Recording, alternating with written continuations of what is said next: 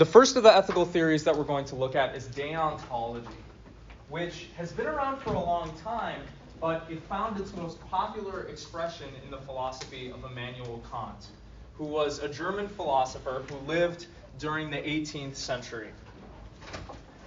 It is hard to overstate how influential Kant has been in the history of philosophy. Just as we speak in ancient philosophy about the pre-Socratic period before Socrates and the post-Socratic period after him, we also speak in modern philosophy about the pre-Kantian period and the post-Kantian period. Kant has had an enormous influence on the history of Western philosophy ever since he began writing. Now, Kant was motivated to write this ethical theory because he started studying the philosopher David Hume, Scottish philosopher David Hume. Kant read Hume's theories, which basically said morality is just kind of a measure of, it's a matter of taste. It's just how we feel about things. You know, we all have different tastes. We all have different desires. And basically what morality is it has to do with that stuff. There is no objective standard that holds for all people. And Kant disagreed with this, and this troubled him greatly.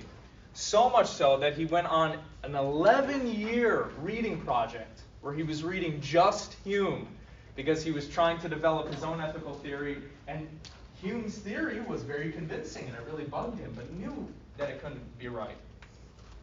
So after this 11-year period, he began writing his ethical philosophy and his metaphysical philosophy as well. Kant was also a metaphysical thinker, which means he was concerned with the underlying structure and nature of reality and how it affects us and how we can interact with it. Now, if you want to understand Kant's philosophy a little better, it would be useful for you to know about the time period in which he was writing, the historical context, as well as his own character. So let's start with the former. Kant was an Enlightenment figure. He was writing during a period in European history known as the Enlightenment. Does anybody know anything about the Enlightenment? Have you heard of it? Yeah. Oh, do you know anything about it? What was the Enlightenment all about, or what do you know about it? Wasn't it the movement from like believing in gods and religious things to like more scientific-based evidence and stuff like that? That's right. The Enlightenment was primarily characterized by a shift from religious and dogmatic thinking to more rational, analytic thinking. And there was also a boom in the scientific fields as well as a result of this. Now, this is important to know for Kant's work because, as you may have guessed by doing the reading, he's an extremely rational, logical, analytical thinker. And so that also informs his philosophy. He's a careful thinker, he's systematic, and what he's going to be trying to do in this work that we're going to be looking at today is describe what he thinks is the correct moral system using reason alone. Just by reasoning through things. And his rationality is going to become apparent in this lecture, and if you go back and do the reading after this lecture. So that's one half of it. But Kant was also a very religious character. So we have a sense in which his philosophy is both highly rational, but it also has a religious nature to it. He was born in a family of Lutheran pietists. And so he was raised in the Lutheran Church, and there is an element of his moral philosophy that is deeply Christian. Although he doesn't speak about it too much, we can surmise that for him, his ethical theory has something to do or is dependent on the existence of God. But we're not going to be talking about that too much today because Kant thinks that we can discover what's right and what's wrong, and we can act morally just by thinking things through. We don't need to have any prior experience. In virtue of us all possessing the capacity for reason, we can discover what morality is and then see it through. And, as we will see, this morality for Kant is objective and it's universal for all rational beings. Morality isn't a matter of taste. It's not a matter of what you personally feel is right. There is an objective moral standard that we're all beholden to, whether it's the 18th century or the 20th century, whether you live in India or China or the United States. There's an objective moral standard that we all ought to obey. And in this work, he's trying to describe for us not only what that moral standard is, but how we can know it. And then he's also going to give us a few tests, what are known as formulations of the categorical imperative, that will tell us whether or not what we're about to do is moral or immoral. So I'd like to begin by just giving you some general notes about this piece. I had you read an excerpt from his book, Groundwork for the Metaphysics of Morals. Foundations is a different book. And Kant makes clear in some of the opening pages of this book that his goal is to identify and corroborate, quote, the supreme principle of morality.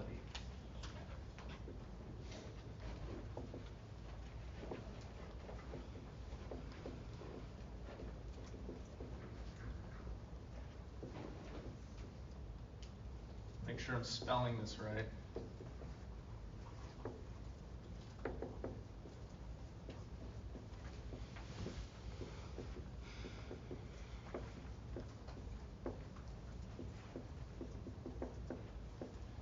And he's going to be doing this through reason and deduction.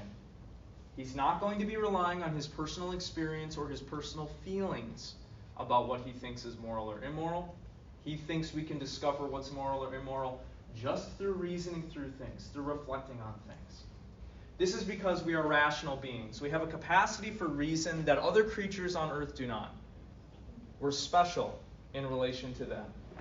We can actually reflect on what's going on around us. We can turn concepts around in pictures in our heads. And we can follow through a train of logic to its conclusion. Other creatures can't do this, but we can. It is for this reason, as we'll see, that Kant thinks that only rational beings can be moral. It doesn't make any sense to talk about an animal doing a moral or immoral thing. They couldn't have done otherwise. They don't know better. But we'll talk about that more later.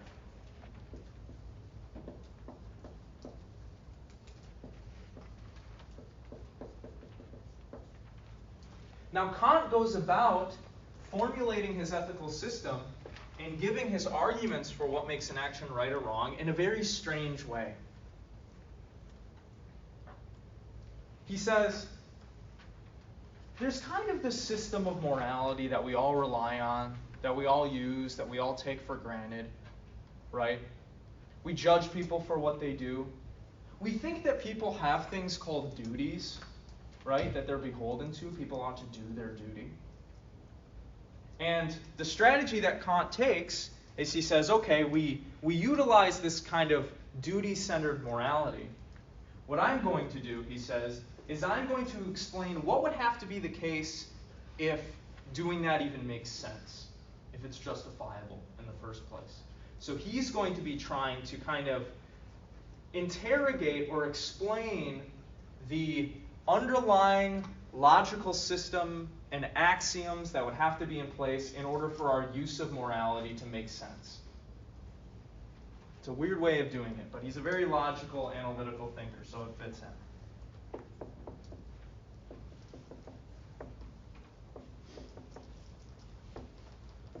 So he's going to look to explain what would have to be the case for our concept of morality to make sense, and then he's going to argue that that concept is the right one, that his ethical system is the right one.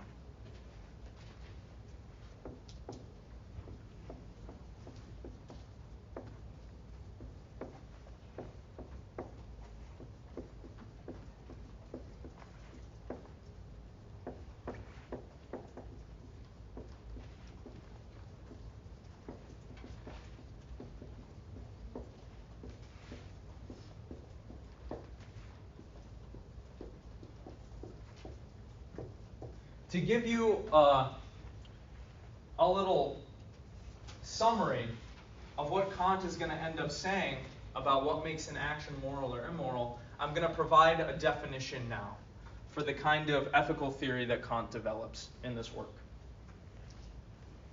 Kant develops an ethical theory known as deontology. Deon coming from the Greek word for duty. He didn't call it deontology, but this is what it's known as now. Deontology is the view that the morality of an action is determined by whether or not that action proceeds from the moral law.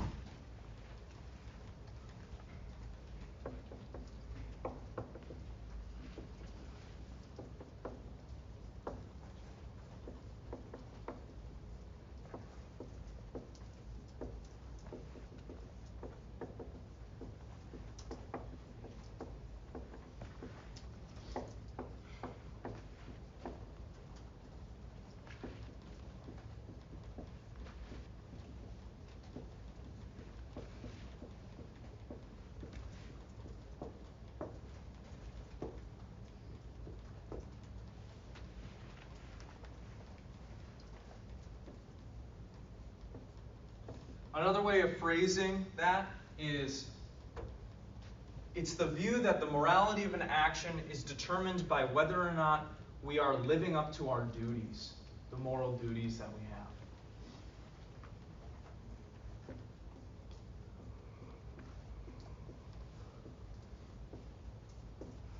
We can contrast this view with an easier view to understand, and a view that you probably all utilize already, which is utilitarianism.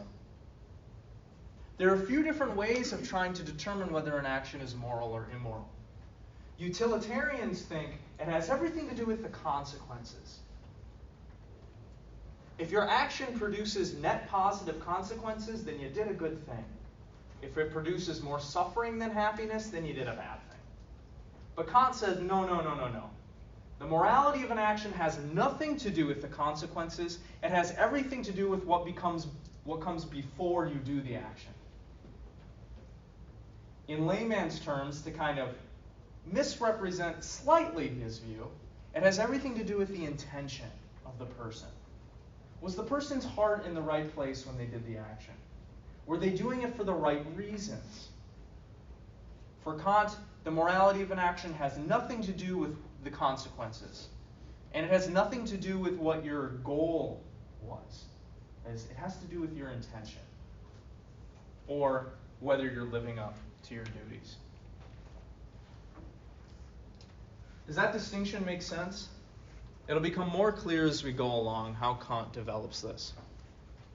Does anybody have any questions so far? We're about to get into the thick of it, so I expect you will have questions eventually. Because now what I'm going to do is I'm going to give a very brief summary of how Kant gets to this and why he thinks this is true. But to do that, we have to talk about a number of things. We have to talk about the way that Kant thinks. We have to talk about the way that Kant sees the world. And I have to introduce to you some of his main concepts.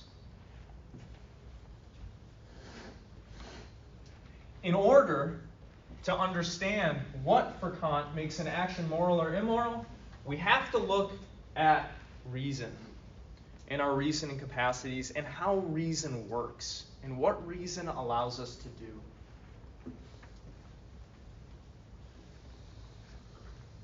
Thus, I'm going to talk briefly now about laws, reason, and duties in some of these pages.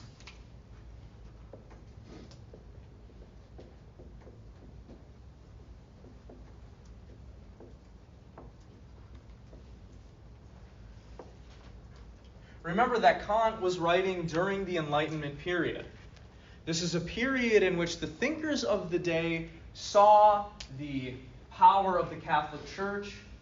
They saw the saturation of religion into society, and they didn't think it was very rational. They didn't think it was very justifiable. So they were trying to throw off faith, and they were trying to replace it with reason.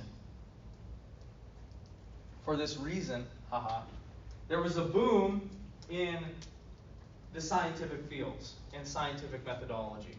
and we started learning a lot about the universe. One of the foremost thinkers of this time was Sir Isaac Newton, who developed the three laws, right, of mechanics, of motion. We can think of Kant's philosophy as kind of borrowing some ideas and playing off of the physical theories, the theories of physics that were around during that day and were becoming popular. For this reason, because of the stuff that Kant was reading, because of the scientific theories that were starting to pervade the culture and to become more influential and popular, Kant believed that all things in the universe work according to laws.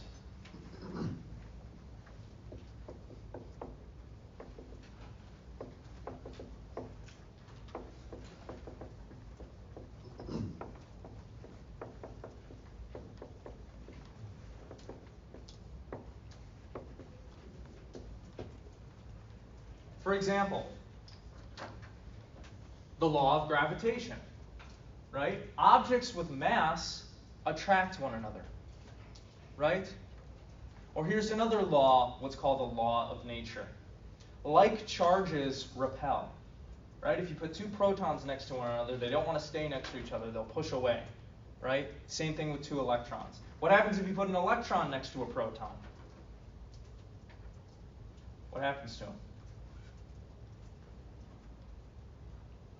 Nobody? They attract, right? Dissimilar charges attract. So there was this prevailing idea at the time that there were certain laws that were kind of baked into the structure of the universe and that determined how physical processes turn out and how they operate and what their nature is. Kant saw this. Kant saw how important and useful this concept was, and he thought that it also applied to our reasoning capacity. Our reasoning works according to laws. And he also thought that it was the same with morality too. Morality also operates according to certain fixed laws. And the conclusion he draws from this is that being moral will operate in this way. It will follow certain laws. So being a moral person requires following certain rules.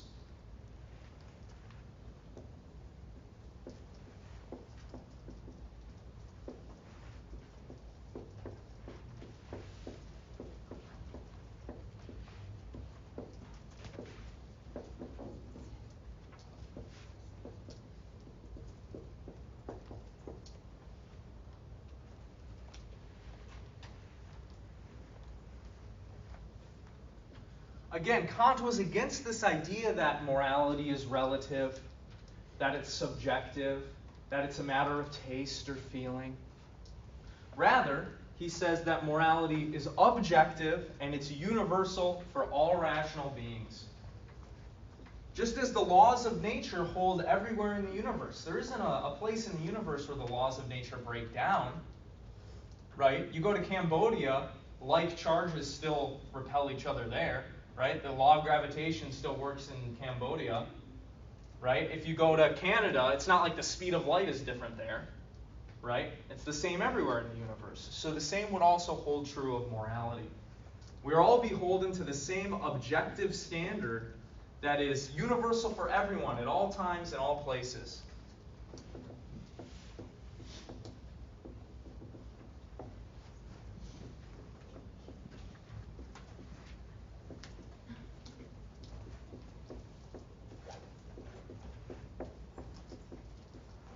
Another way of putting this is that Kant was a moral realist. That is, he thought there really were facts of the matter about what is moral and immoral. It's not just relative. It doesn't just depend on taste. There's a real fact of the matter about what you're doing is moral or immoral. And Kant believed, and he argues in this work, that we can discover what morality is and follow it through reason a priori. Does anybody know what this phrase a priori is?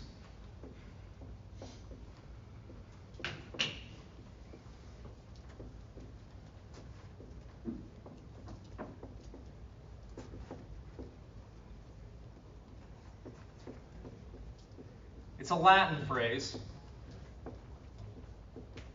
Does anybody know what it means? It's a phrase you might see a lot in this philosophy class. I'm not sure if the other readings mention it so much, but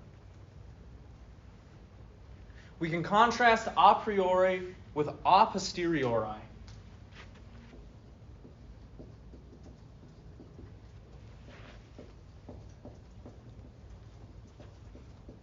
Remember, Kant is a very rational thinker. He's a rationalist. That's another term of art, which means he thinks that knowledge is primarily generated by our reasoning capacities. The phrase a priori means prior to experience.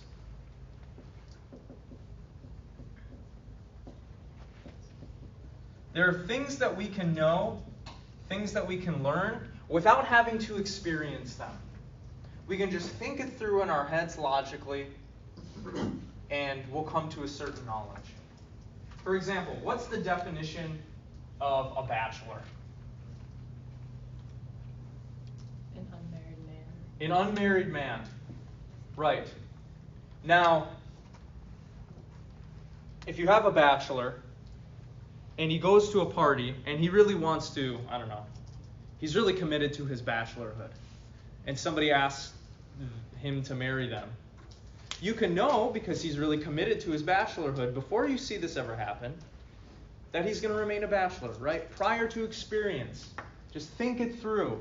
Utilize the concepts that are available to you, connect them up, and just follow the train of logic through to its end. You don't need to actually see or hear or touch a lot of the things that you can figure out in this world.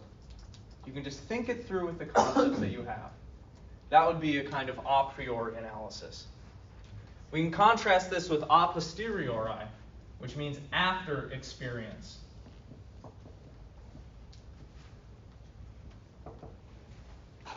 There are things that you can only know after you've experienced them. You can do all the thinking in the world you want about what goes on in your brain when you eat a piece of food, how your digestive system digests it, but you will not know what a blueberry tastes like until you've done it the first time. Right?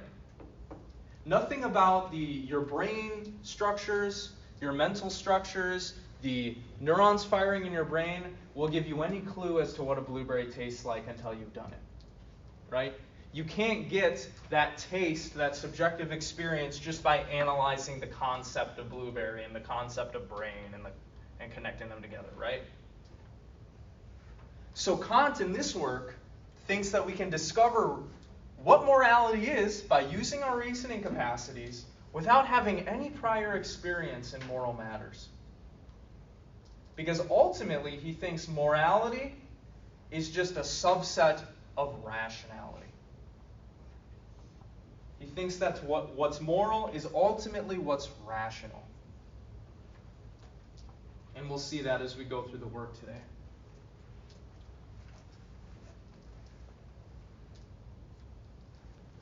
Now, I told you before that he pioneered what's called a deontological theory. What kind of theory is this focused on again? Looking for a D word? Duties. Right. We have certain duties. Kant thinks we have duties to ourselves, we have duties to God, and we have duties to other people. And he gives an example of the kinds of duties that we have in this text.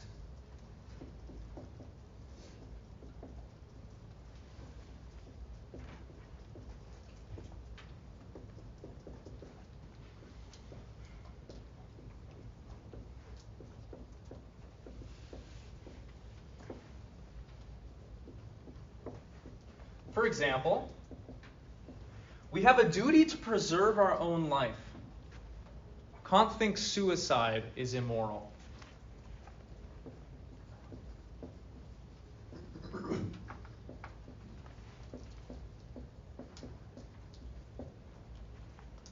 Kant thinks we have a duty to be beneficent where we can, to be kind to people, to help them out when we can.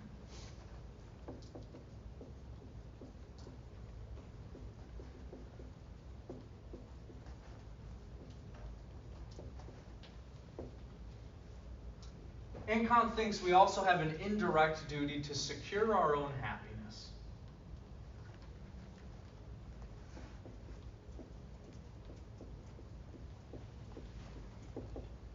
But of course, happiness is not going to be the end-all, be-all for Kant.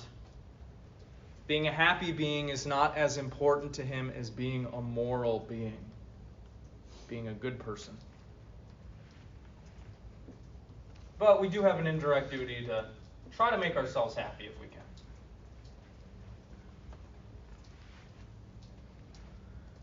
Now here's where we start getting into the thick of it, and where it starts getting a little confusing and complex.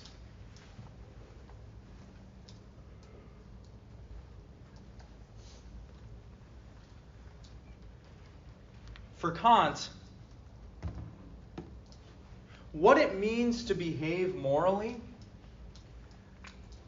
means to do something for the sake of your duty just because you respect it's the right thing to do.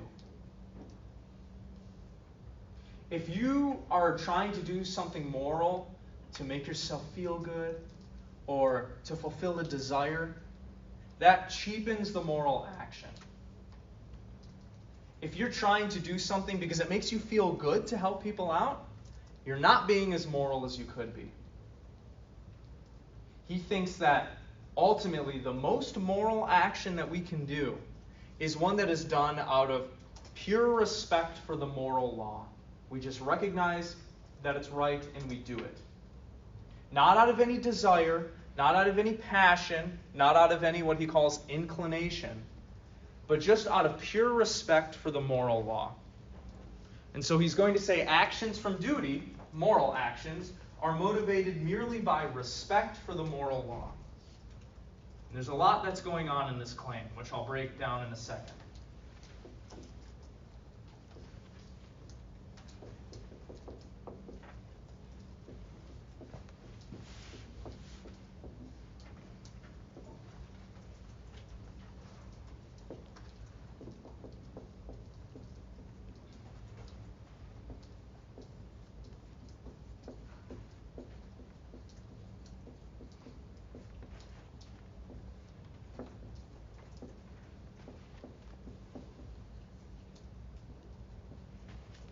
And I'm gonna, can you see this? Or is this blocking your way? I can see it, but any lower I think it would be. Would it help if I kind of moved it over here maybe? Oh, maybe I can't. Maybe I'm getting caught up on that. All right, I'll try to write in a way that you can see. So there's a lot that's going into this thing. First of all, what does it mean to have respect for the moral law? Well, in order to understand that very well, you have to understand how Kant sees humans or rational beings' place in reality. Rational beings operate in two different realms, according to Kant. They operate in the world of sense, and they operate in the world of understanding.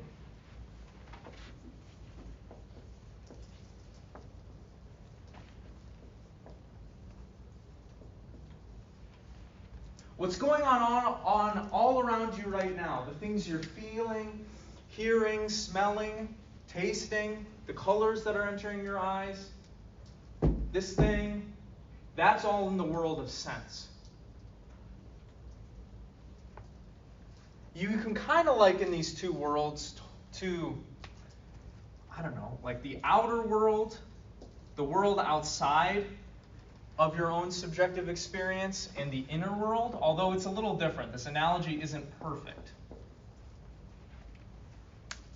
Stuff that has to deal with your body, your senses, what happens physically to you, what is natural, physics, biology, chemistry, all of that belongs in the world of sense. But we also have access to another realm. In virtue of having a mind, in virtue of having the capacity for reason. We have access to the world of understanding, the world of concepts, the world of representations in our mind, the world of rationality, of logic. And so when he says moral actions are motivated merely by respect for the moral law, he means that we're operating in this realm when we understand what's moral and then we do it. We are utilizing our reasoning capacity to penetrate the world of understanding and apprehend the moral law, which is something like a logical rule or a rational standard that we can all have access to just in virtue of being rational creatures. Now here's where it starts to get a little bit more complicated.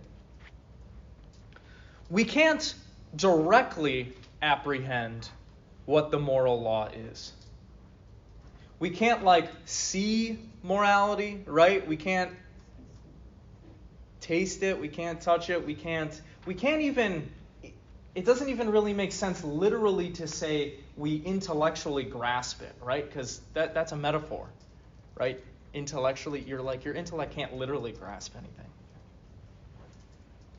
Kant says we know what the moral law is through our representations of it.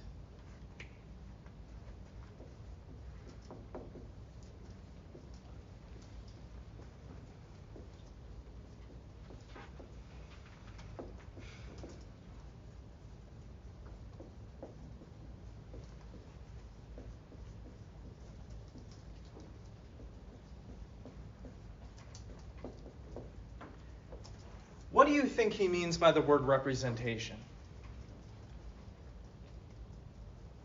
Have you ever heard this word in philosophy or in philosophical discussions?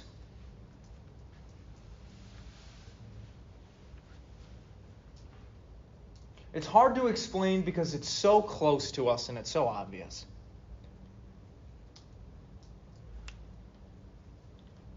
A memory is an example of a representation. Everybody close your eyes for a second. Think about a tree. Picture a tree in your head. All right, has everybody done that? That's a representation. Okay, you can open your eyes now. A representation is something that is formed by the mind that, to be circular, is representative of something else. So when you form a memory, when you picture something in your head, when you're meditating on a concept, that thing that your mind is turning around and playing with is a representation. Does that make sense? Kind of. So Kant says that the most moral action is one that is motivated merely out of respect for the moral law. And we know what the moral law is through our representations of it. That's how we interface with the moral law. As we have some sort of representation of it, our mind or our reason connects with it somehow, and we're able to represent it in our own heads. And we can think about it, and we can, turn it around and interrogate it, and then we can use it to motivate how we act. But basically, a representation is just that thing that your mind uses to do mind stuff. Kind of unhelpful, but it's kind of hard to explain. Now, here's where we get back to why Kant thinks humans can be moral and they can understand what the moral law is, but animals can't. Reason is required for forming representations like this, the kinds of representations that he's talking about. We as humans have the capacity to reflect, right? We can think about things. We can make choices. We can decide whether or not we want to eat the cookie. We can think about that. We can be like, do I want to eat the cookie? I don't know. A dog doesn't do that, right? The dog is just like, cookie! And goes for the cookie, right? But humans are rational beings. We have reason. And it is through our reasoning capacity that we can determine which actions are moral.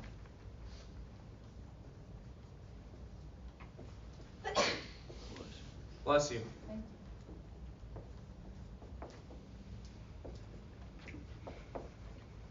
you. In this context, when I say rational being, I mean human. But Kant's theory actually extends to all beings that have reason. He could also, aliens could be included in this. Angels could be included in this. God is included in this because God's rational. But mainly we're talking about humans here.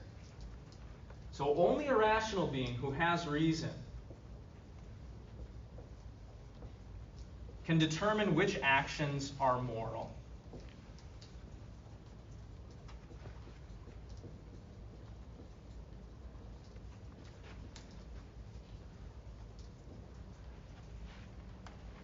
Now, something I've been neglecting to mention up until this point probably would be useful for y'all to know. And that is another aspect of this moral philosophy. Kant says in the opening pages of the Groundwork, there is nothing that is an unqualified good, it's always good, other than the will. There are lots of things in life that are good. Intelligence is good, being fit is good, but these aren't good all the time, right? Intelligence can be used for evil. Health, you might think health is good all the time, but it might not be good depending on the situation you find yourself. The only thing that is good all the time in every situation, in every context, is a good will. And for Kant, his ethical theory is all about the will. What he's going to end up saying is, basically, what determines whether an action is moral or not depends on the will of the person. I used the word intention earlier, but I'm connecting it to will now. Do you all kind of know what I mean when I say will? That everyone has a will? If you wanted to get a little new agey with it, you could say the will is basically your ability to direct your energy, right? It is that thing that you have that allows you to focus on what you want to focus, place yourself where you want to place yourself, move. We all have this thing Kant thinks that's a free will. We can kind of move ourselves where we want to move. We can think what we want to think. And so ultimately for him, he thinks that if we're going to try to formulate an ethical theory that's objective and universal for all people, it has to do with our reason and it has to do with our will. Things that we all have as human beings. Now, let's get to the nitty-gritty here. Let's talk about what for Kant makes an action moral or immoral specifically. Because you could say it has to do with the person's intention, but that doesn't really give you the complete picture of what Kant's doing.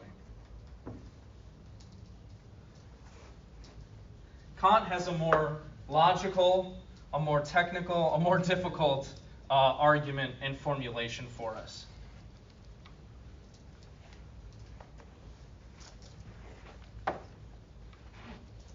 For Kant, whether an action is moral or immoral, or in other words, the moral worth of an action, is determined by two things.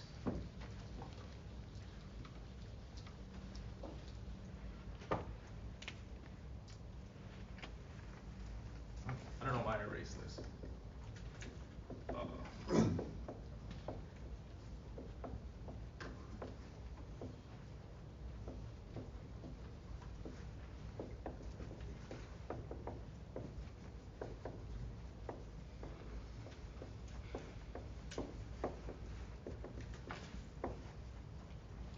Firstly,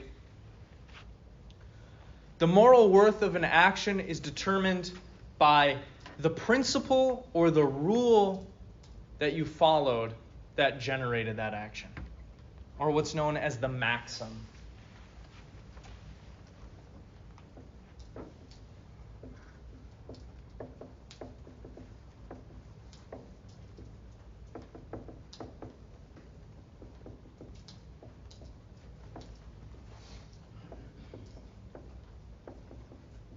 He uses this word maxim. He says the moral worth of an action is determined by the maxim from which it flows. A maxim is just a rule. Just a rule. For example, don't buy ice cream on Wednesdays. That's a maxim. Feed the cat when I get home. That's a maxim. Treat my friend with respect. That's a maxim. So the first thing that the moral worth of an action is determined by is the principle from which the action is willed.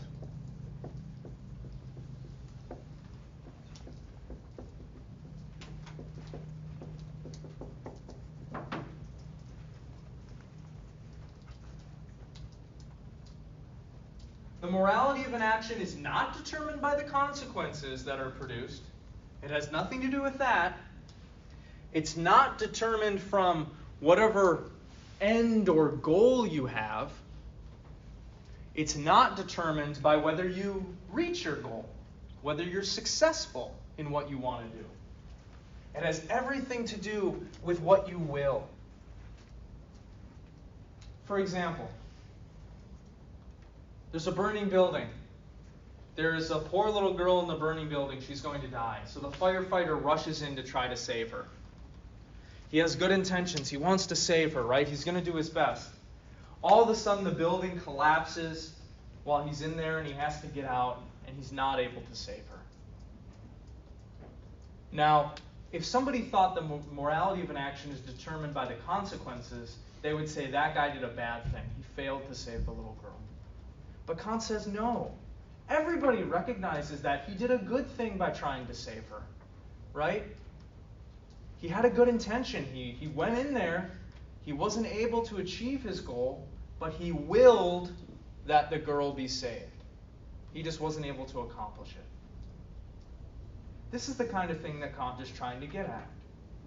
If your will is proper, that's a moral action. Does that make sense? You could say intention. If you have the proper intention, that determines whether your action is moral or immoral. Not the result of the action, not the consequences.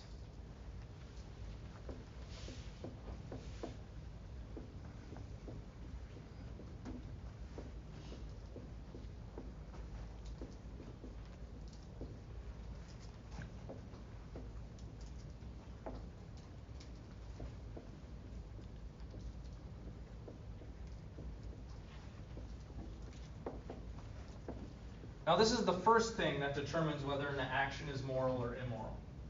There's one other thing, and that is the degree to which the agent acts from duty and not from any other inclination.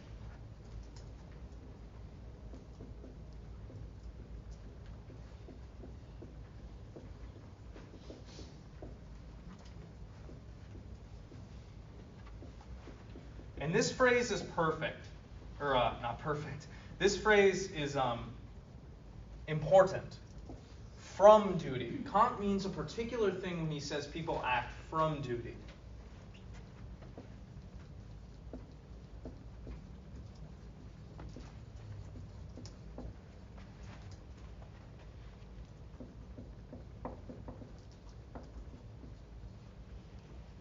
It is possible for us to do our duty for the wrong reasons. Right? Say your mom wants you to wash the dishes. And for some reason, your brother hates it when the dishes are washed. If you decide to do the dishes because you're like, yeah, I want to screw my brother over, you're doing your duty, but you're not doing it for the right reasons, right? You're trying to hurt someone. You're trying to make someone upset. So you can act in accordance with duty without acting from duty. Acting in accordance with our duties is not enough for Kant. We must act from duty. which is to say we are motivated merely out of respect for the moral law. We recognize what's right and we simply do it because it's right and for no other reason. It's kind of a strict view, right? Let me give you another example. Let's say there's an old lady that needs help across the street. And you're thinking to yourself, oh yeah, if I help this old lady, maybe she'll give me like $5 or something. And so you help her across the street, and you do it because you want money. You might be acting in accordance with duty, but you're not acting from duty there, right? You're acting out of a desire to get paid. And I think we all recognize that that cheapens what you did, right? It's not as good, it's not as nice as it could have been if you had just done the right thing because you want to do the right thing. So Kant says, the morality of an action is determined by the principle from which the action is willed, the rule that determines the action that you do, and whether or not you act from duty. If you act from any other inclination, which means a desire, a passion, maybe a physical drive, anything that's non-rational, if you let non-rational stuff influence why you're doing moral things, it cheapens the moral action. So the more one acts out of their own self-interest, out of their own desires, out of their own personal motivations, the less moral that action is.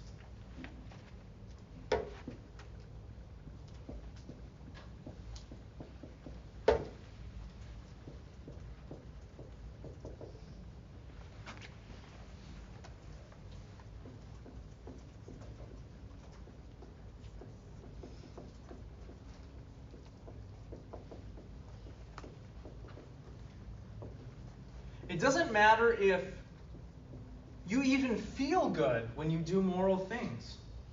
If the reason why you're doing moral things is to feel good, the action is cheapened. Ideally for Kant, the most moral action is the one that is just done because you rationally know it's the right thing to do. Any other reason cheapens it. Any other motivation cheapens it.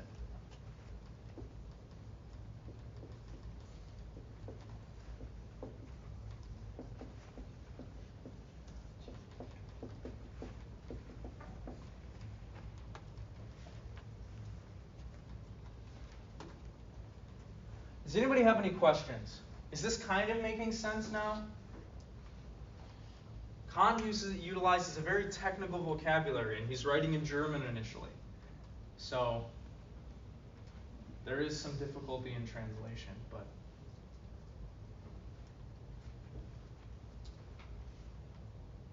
so for Kant, the morality of an action has everything to do with what comes before the action, not after it. Make sense? Now you might be asking, well, great. Okay. Kant, you've told us what makes an action moral or immoral. But how would we know whether an action is moral or immoral in the first place? How do we know? Do I have a test that I can use to determine if I have to have the right principle or if my heart is in the right place? And he does. These are what are known as the formulations of the categorical imperative. But in order to understand what the categorical imperative is, you need to understand what imperatives are first.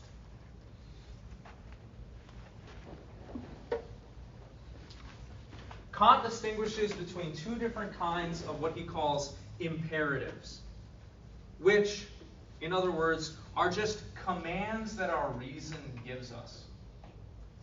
Things that reason prompts us to do.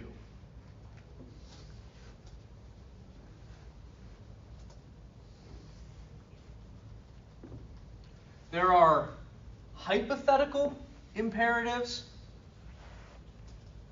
and there are categorical imperatives. So let's talk about the nature of these.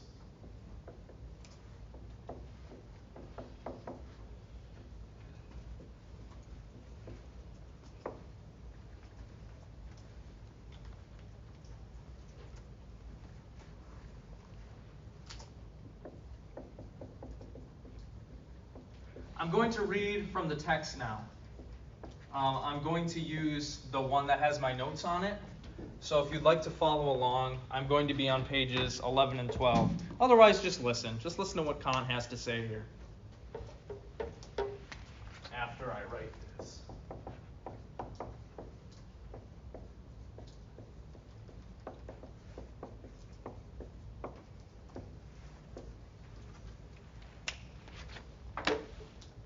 Here is Kant talking about imperatives.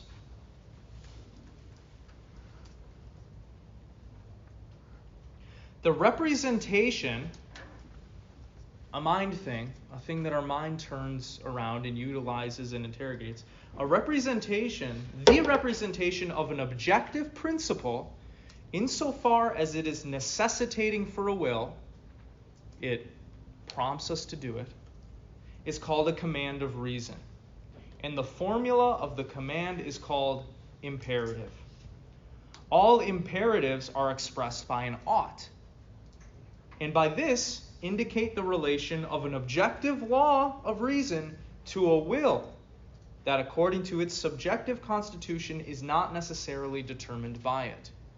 So here's the picture he's painting for us. We have this thing called reason.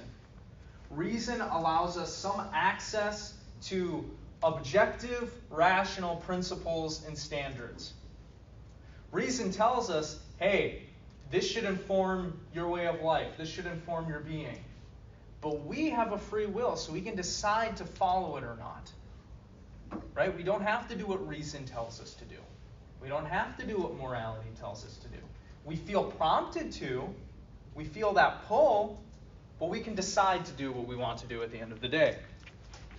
Those promptings, those commands that we get from reason or from the objective principle by interacting with it through reason is called an imperative. They say that to do or to omit something would be good, but they say it to a will that does not always do something just because it is represented to it that it would be good to do it. Practically good, however, is what determines the will by means of a representation of reason. Hence, not from subjective causes, not from the world of sense, not from our desires, but objectively, i.e., from grounds that are valid for every rational being as such. It is distinguished from the agreeable as that which influences the will only by means of sensation and from merely subjective causes. Whatever is going on in your body, whatever is going on in your personal desires, personal motivations, personal self-interest, which hold only for the senses of this or that one, and not as a principle of reason which holds for everyone. Since we all have the same capacity for reason, and since the same objective laws and rules and principles exist for everyone, we can all discover what that is. And all of those rules and principles hold for everyone. Thus, a perfectly good will would just as much stand under objective laws of the good, but it could not be represented as thereby necessitated to actions that conform with laws. We don't have to obey what reason tells us to do, because it can of itself be determined only by the representation of the good. Therefore, imperatives are only formulae to express the relation of objective laws of willing as such to the subjective imperfection of the will of this or that rational being, e.g. of the human will. Now, all imperatives command either hypothetically or categorically. The former represent the practical necessity of a possible action as a means to achieving something else that one wants. So here is the big distinction. We are given commands in virtue of our reason. Reason tells us to do things that are either hypothetical or categorical. Hypothetical imperatives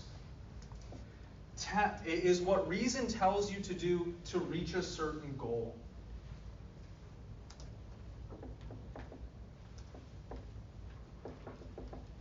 That is, the hypothetical imperatives that reason hands to you depends on your desires and your goals and your projects and your ends. What you want.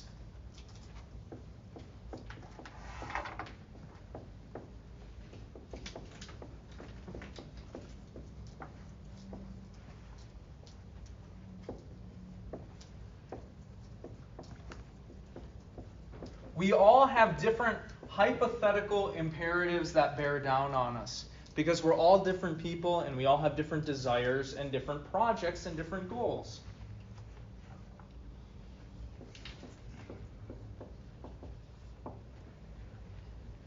Hypothetical imperatives always take the form of if, then. If you want this, then you got to do that. If you want ice cream, then you got to go to the store.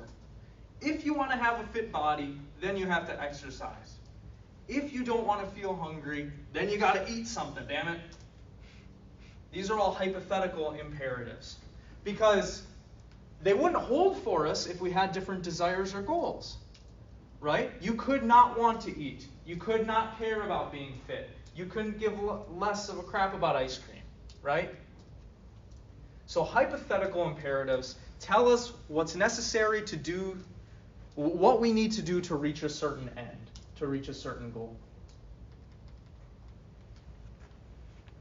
For example, if you want ice cream, you got to go to the store. Or have it delivered by GoPuff, I don't know.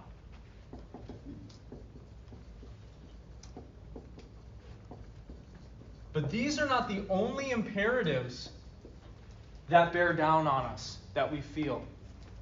These kinds of imperatives are subjective, and they're relative to our place, our time, our desires, our individual desires and goals.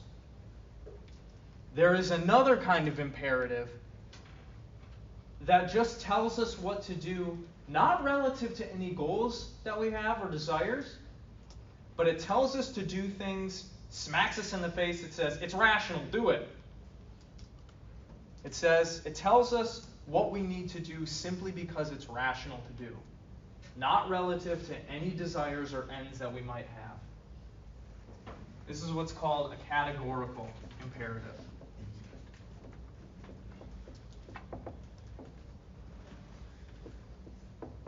It tells you what's necessary to do simply because it's rational.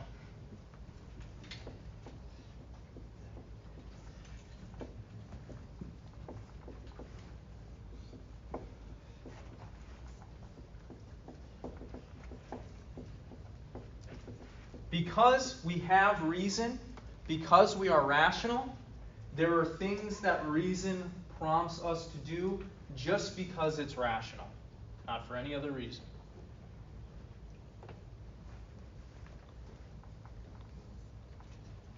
Which category do you think he's going to place moral actions in, morality?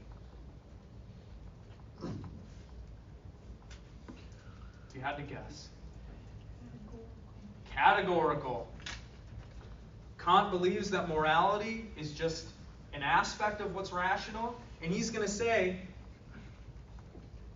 morality is given to us in categorical imperatives. Morality is something that's objective and it's universal for all rational beings, and we are prompted by reason to do what's moral simply because it's rational. Thus, our duties take the form of categorical imperatives.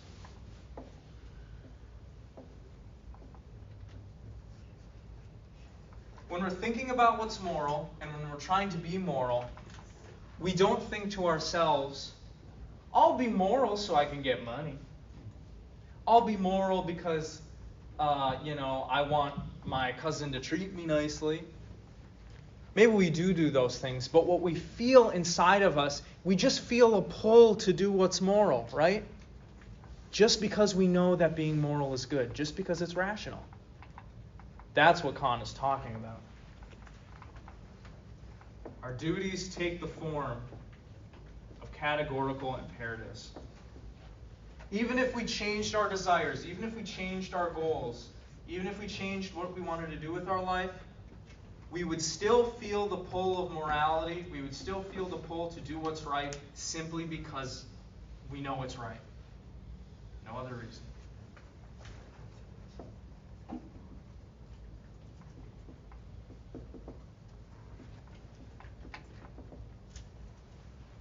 Now we can talk about Kant's formulations of the categorical imperative. How do we test whether what we're about to do is right or not? He gives us two tests, in the first formulation and in the second formulation. He says, all right, I've explained to you now what my moral theory is. Now let me show you how you can discern what's moral and what's immoral, beyond all of this abstract stuff.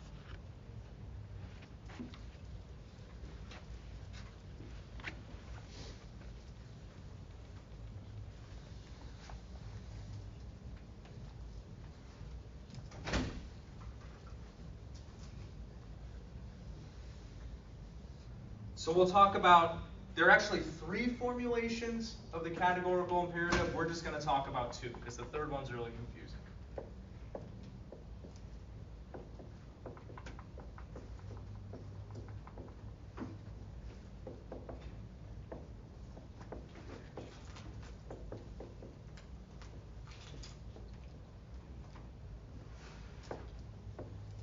Here's the first formulation. And the language is going to be a little bit confusing, but I promise I'll explain it to you here after I say it and write it down.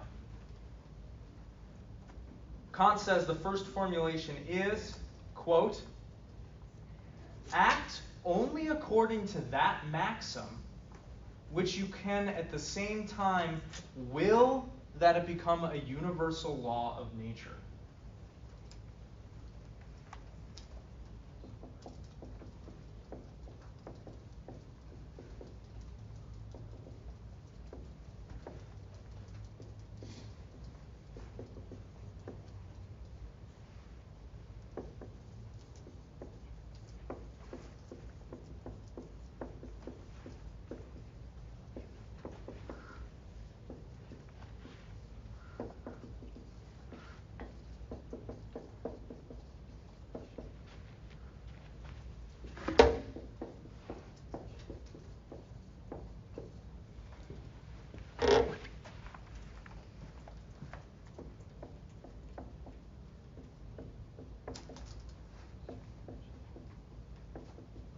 So you're trying to decide what to do. You're trying to decide which action is going to be moral in a certain instance.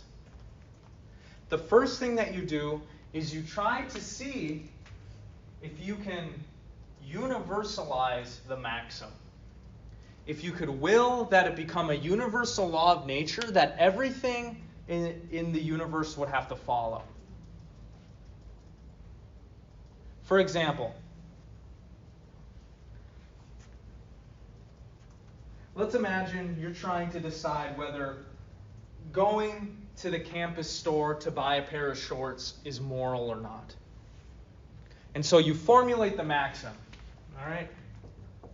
On Wednesdays, buy shorts at the store.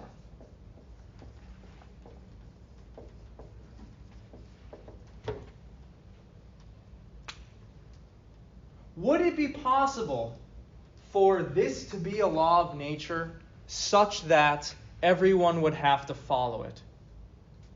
Would there be any issues with doing that?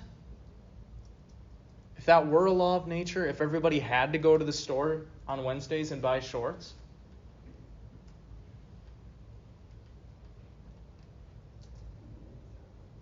What do you think? If you think about it long enough, you'll see that there are issues. For example, does the store have enough resources for everyone in the world to go there on Wednesdays and buy shorts every week? No. Can everybody get to the store every week on Wednesday? What about the people that live in India? They're not going to make it to the store every week, right? Do we all have enough money to buy shorts every week on Wednesday? I don't. So we know, because we can't imagine that this would be a universal law of nature and that it could be followed without issue, we know that moral actions will not flow from this maxim. So we have to toss it out.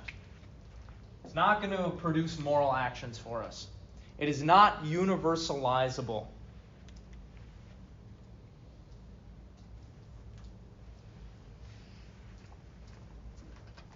So basically there's two different ways of seeing if a maxim is universalizable. You see if there are any practical issues with universalizing it, and you see if it's logically self-defeating.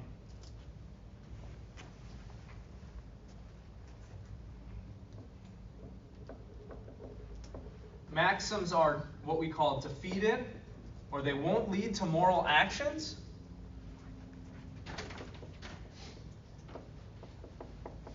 if willing or universalizing it becomes an issue.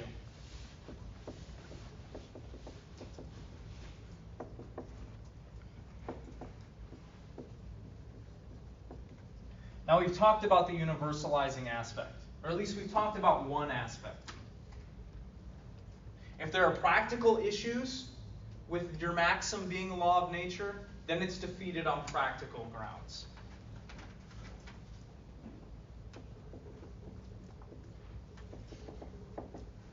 So universalization can fail on practical grounds.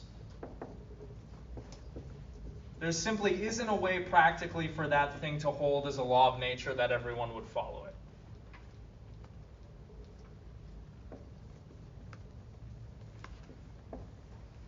But we can also imagine maxims that are logically self-defeating. For example, let's suppose that you want to live by this maxim. Lie when it benefits me.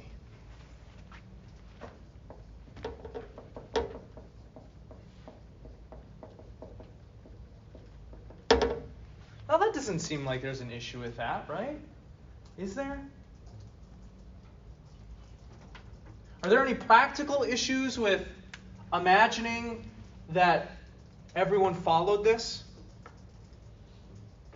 Everyone can lie, right? Practically, like that's not a problem.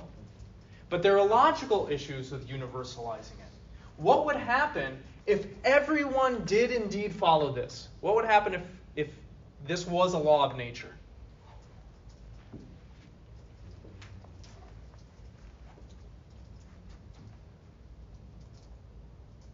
I can run you through my thought process, which I believe is the same as Kant's.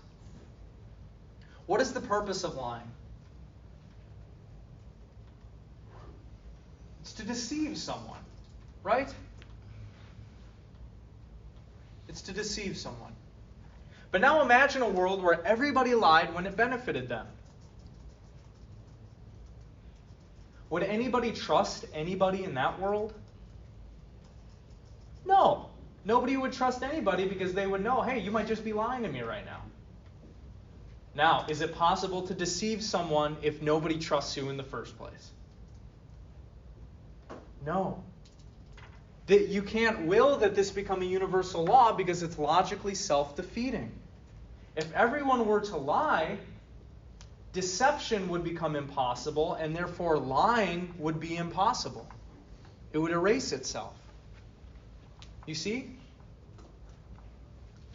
So universalization can fail on practical grounds, like when there are issues with resources or costs or transportation or practically doing the thing, or on logical grounds,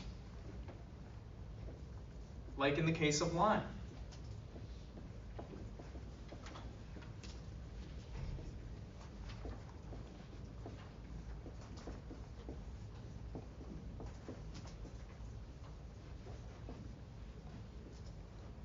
Or we might be able to take the case of borrowing money without intending to give it back. Or rather, let's do this one. writing out bad checks. Let's imagine you wanted to live by the maxim, I write out bad checks when it suits me. What would happen in a world if everyone wrote out bad checks when it suits them? Checks would no longer be accepted. The whole practice of writing checks would go out the window, right? Because banks would learn we can never cash these. Again, a case in which trying to universalize it fails. But maxims can also be defeated if willing it is a problem. What I mean by this is willing it involves contradicting yourself. Kant says that one of the duties that we have is to cultivate our own talents, develop our own capacities. What would happen if you're like, I don't want to do that. I'm just going to sit on the beach and drink beer all day. Kant would say that's not moral because what you're doing when you will sitting on the beach all day drinking beer, not developing your own capacities, is you're contradicting yourself because rationally what reason wants you to do, because it makes use of your capacities to act in the world, it wants you to develop your own capacities. Reason prompts you to develop your own capacities because it uses them as means to affect things in the world. But this is the more complicated way of figuring out whether an action is moral or immoral. There's an easier way. This kind of gives us a negative way. It tells us what's immoral, but it doesn't really tell us what's moral.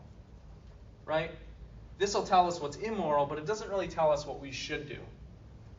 The second formulation tells us more explicitly what we should do. How we should act morally. What it means to act morally.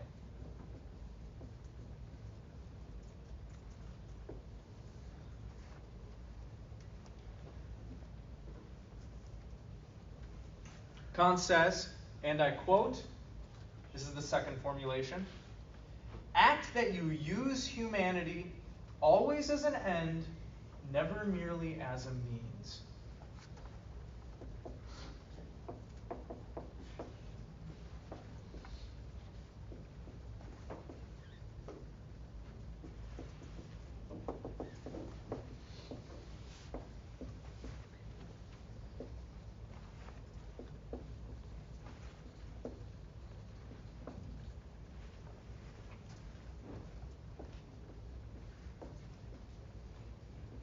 What do you think he means by this?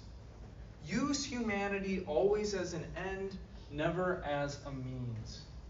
Never merely as a means. The merely is important. What did he mean by this?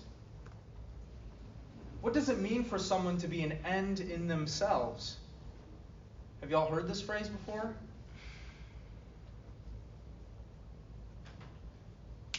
To be an end in yourself means you have your own personhood. You have your own individual worth. You have your own desires, your own goals, your own projects. You have a way you want your life to go. You have an innate value that ought to be respected in virtue of being a conscious, rational person. So what Kant is saying here is that we should never treat people merely as an object. And the merely is important.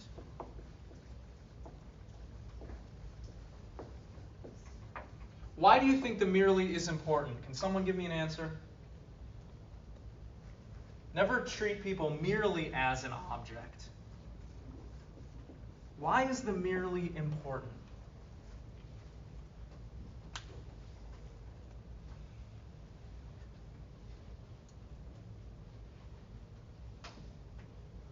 All right, well, here's a question for you. Can we avoid treating people like objects? All the time? In every case? Forever? You're using me right now. You're using me as an object to get credit. I'm using you as an object to make money and gain experience, right? But we're still being moral because we're not treating each other merely as objects. If I were to take one of you up here and use you as a chair, that would be immoral, right? If I treated you like a chair, or if I treated you like an appliance, stupid dishwasher, smack, it's not working, right? We should never treat people merely as objects, Kant says. We do use people. Everyone uses people. But we can use people and we can respect their innate value and personhood at the same time, okay? Is this formulation a little bit easier to understand? Don't treat people like objects. Now, does anybody have any questions? I know I talked the whole time, but there was a lot I had to get out. Yes? What did you originally say Hume's whole thing was that Kant disagreed with? Hume, David Hume, believed that morality was a matter of taste or feeling. Just whatever you subjectively feel. For you, morality is maybe you don't like murder, maybe you do like theft, you feel good about theft. And it's relative to kind of each person. It's a matter of taste. But Kant was like, no, it doesn't have anything to do with your tastes or your feelings. Morality is this objective thing that we're all beholden to. What are we doing with these? Keep them. Keep your name tags and use them next class. As always, if you have any questions, don't hesitate to contact me, okay?